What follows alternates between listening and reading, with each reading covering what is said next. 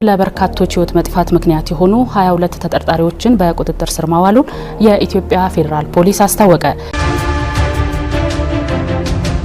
የኢትዮጵያ ፌደራል ፖሊስ እንዳስታወቀው ሰዎች ህይወት እንዲያልፍና 15 ሰዎች የደረሱበት እንዳይታወቅ ያደረጉ እንዲሁም ከ2 ቢሊዮን 160 ሚሊዮን ብር በላይ ከተጎጂዎች በህገወጥ መንገድ የተቀበሉ 22 ተጠርጣሪዎችን በቁጥጥር ስር አውሎና 6 ተጠርጣሪዎች በሌሉበት ምርመራ አጣርቶ ለፌደራል አቃቢ ህግ መላኩን አስታውቋል። ፖሊስ የምርመራ መዝገብ እንደሚያስረዳው ተጠርጣሪዎቹ በሰው ልጅ ላይ ለመነገድ በማሰብ የወንጀል ቡድን በማደራጀትና የቡድን አመራርና አባላት በመሆን በወንጀል ድርጊቱ ላይ መሳተፋቸውን ፖሊስ በምርመራው አረጋግጧል። ተጠርጣሪዎቹ ወንጀሉን ለመፈጸም የወንጀል ቡድን አደራጅተውና በስራቸው ደላሎችን በመመልመል በተለያዩ የሀገራችን አካባቢዎች በማሰማራትና የህገወጥ የሰዎች ዝውውር የወንጀል መረብ በመዘርጋት የመለመሏቸውን ሰዎች በሊቢያ በኩል ወደ አውሮፓ ገብተው የተሻለ ኑሮ እንደሚኖሩ በሐሰተኛ ተስፋ በማሳመን ሲልኩ መቆየታቸውን የምርመራ መዝገብ ያስረዳል።